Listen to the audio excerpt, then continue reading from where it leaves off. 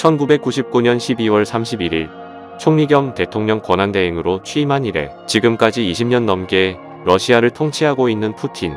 자유선거를 통해 당선된 국가 원수지만 다수의 선거 조작 논란이 있는 것은 물론이고 극심한 언론 탄압을 빈번하게 저지르고 있어서 사실상 독재자로 간주되고 있습니다.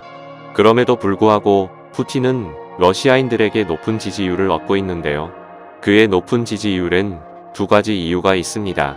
첫 번째 이유는 러시아인들이 느낀 소련이 붕괴한 이후 초강 대국의 지위를 잃었다는 상실감과 미국과의 냉전에서 졌다는 패배감을 푸틴이 잘 달래주었다는 것이었죠. 푸틴은 러시아는 그 어떤 나라에도 굴하지 않으며 러시아의 힘은 여전하다는 듯이 단호한 행보를 매번 보여줬는데요. 러시아와 일본 사이에는 쿠릴 열도 남부의 4개 섬에 대해서 분쟁이 있었고 일본이 러시아에게 이 4개 섬을 돌려달라 주장하자 푸틴은 처음엔 무관심으로 일축했지만 일본이 계속해서 틈만 나면 이 섬들은 자신들의 땅이라고 주장하며 심기를 건들자 푸틴은 일본을 경악시킬 이벤트를 준비합니다. 2008년 2월 8일 도쿄에서 남쪽으로 650km 떨어진 북태평양이즈 제도 상공에 러시아의 Tu-95 전략폭격기가 출현하죠. Tu-95는 핵폭탄을 투발할 수 있고 한 번 뜨면 15,000km를 비행할 수 있으며 폭장량이 최대 15만 kg이라고 합니다. 또한 인류가 만들어낸 가장 강력한 무기인 차르본바를 유일무이하게 실제로 떨궈본 경험이 있는 전략폭격기죠.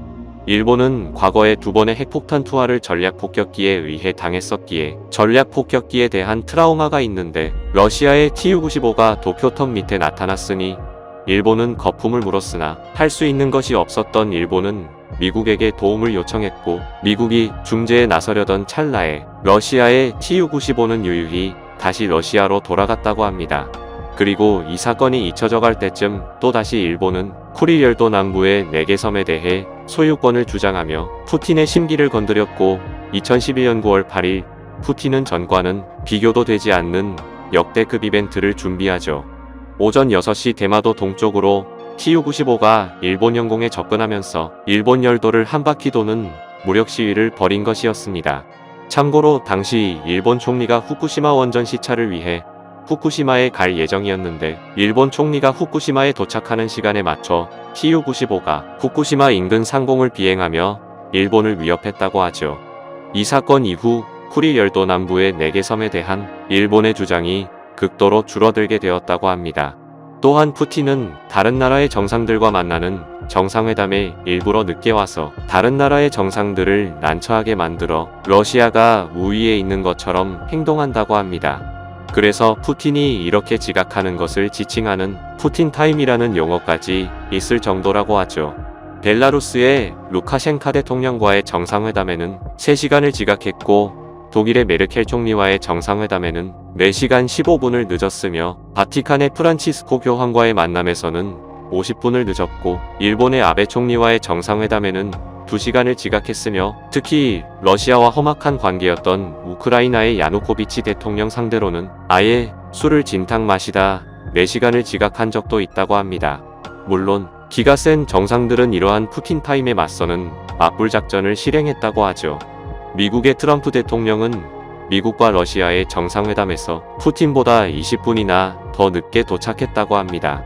푸틴도 여느 때와 마찬가지로 20분가량 늦었던 터라 정상회담은 예정보다 약 50분 정도 늦게 시작됐다고 하죠. 북한의 김정은도 북한과 러시아의 정상회담에서 푸틴이 늦을 것을 예상해서 푸틴보다 더 늦게 나오려는 기싸움을 벌였다고 합니다. 두 번째 이유는 좋게 말하면 푸틴이 푸틴 특유의 카리스마로 모든 일을 해결했다는 것이고 나쁘게 말하면 푸틴이 이미지 정치에 굉장히 능하다는 것이었죠. 체첸 전쟁 당시 푸틴이 공군기지 시찰을 위해 방문한다는 소식을 듣고 공군기지에서는 푸틴을 맞이할 준비를 했다고 합니다. 그리고 예정된 시간에 전투기 한 대가 비행장에 도착하자 공군기지에 있던 모든 군인들은 푸틴이 타던 비행기를 호위하던 전투기가 먼저 착륙했다고 생각을 했는데 전투기에서 나온 파일럿은 평범한 파일럿이 아니라 바로 푸틴이었죠. 긴장감이 돌던 비행장에 한 나라의 대통령이 전투기를 타고 오는 이런 예상치 못한 상황이 벌어졌으니 몇몇 파일럿들이 감격해서 울기 시작하고 이후엔 말할 것도 없이 군인들의 사기가 올라갔다고 합니다. 2010년 6월 러시아 역사상 최악의 무더위가 모스크바를 덮쳤고 이로 인해 모스크바 인근에서 발생한 산불이 크게 퍼지면서 수많은 피해자들이 발생했습니다. 푸틴은 현장에 바로 출동했고 이렇게 말했다고 하죠. 피해자들의 집들을 복구하는데 절대 예산을 아끼지 말고 모든 복구 현장에 CCTV를 설치해 러시아의 전 국민이 산불로 인한 피해가 잘 복구되어 가는지 지켜볼 수 있게 하고 내 집무실에 따로 모니터를 설치해라. 복구 과정을 내 집무실에서 예의주시할 것이다. 그리고 푸틴은 화재 진압용 항공기의 부조동석에 앉아서 직접 산불 진화에 나섰다고 합니다.